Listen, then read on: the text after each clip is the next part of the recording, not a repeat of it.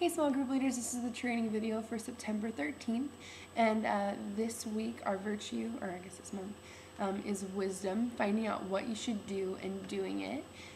Today's memory verse is choosing my instruction instead of silver, knowledge rather than choice gold, for wisdom is more precious than rubies.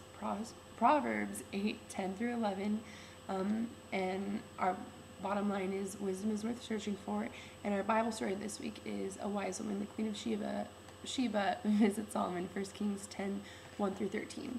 And that story is just about how the Queen of Sheba heard just how wise and incredible King Solomon was. So she came to see for herself, and she brought just gold and just expensive, like, what's it called, incense and stuff, and just a bunch of like gifts and stuff. And she came and just asked him all these questions, and he answered everything that she had. And like they talked for a really long time, and she was just in awe and amazed at how much knowledge she had and how much wisdom from God that she had, or that he had.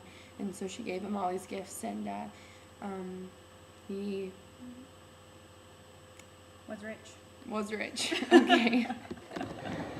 Okay, so our activities for K through 2 that day is the first one is wise people, and so the kids have a piece of paper and it says like certain things that the person would know, like traffic laws or just different things like that. So they have to go around and find what that matches with. So that one would match with like the police officer, or there'd be like a teacher one, or a parent one, or a grandparent one, and then there's a small group leader or church leader one. And so they find like what kind of wisdom matches what kind of leader, and then they get to talk about like what they could learn from that person. And so it's just good for kids to understand like why we have different types of leaders and what they can do. And then the second one is be wise, and it has you'll have smooth rocks and Sharpies, and they can write the word wise on their rocks and talk about how it's so important to gain wisdom.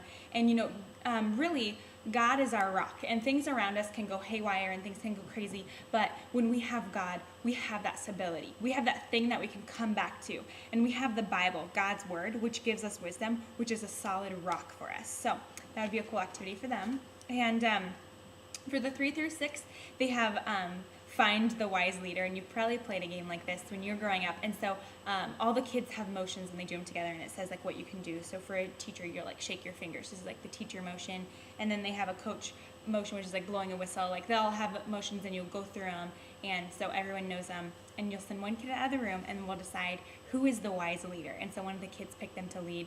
And so the kid comes back into the room, and all the kids are in a circle, and they stand in the middle, and all the kids do the motions together. And so the wise leader starts them. So he brings his mouth, fingers up to his mouth, and then all the kids do it at the same time. And the kid in the middle needs to figure out who's the wise leader, like which one of you is actually leading, which one is, who are all the followers and who's the one leader.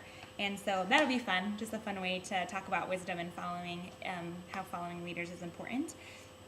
And then we have a game, and you'll have a concierge bell, like the ding bells, and it'll be in the middle, and you can have 2 kids sitting back to back, and the bell will be beside them, and you'll read a question. You have 2 teams, and the first kid on the team to ring the bell and then answer the question correctly will get 20 points. And then if the kid answers incorrectly and the other kid answers correctly, that kid will get 10 points. And so just keep score, and so the kids get all competitive and excited. And there are questions. They're all in your quick guide, and it's like, who did the Queen of Sheba travel to see because she heard of his fame? That would be King Solomon. And anyways, all the answers are in there for you, so you don't have to freak out about knowing them. And so those are your activities for this week. Be sure to pray for each of your kids by name. It's so important that these kids feel loved and cared for, and one of the ways you can do that is praying for each kid by name. Thank you so much, small group leaders, for watching this and caring about your kids. If you come and tell me, let's do rubies. If you come and tell me rubies, you can get your Cold Stone card. Thanks.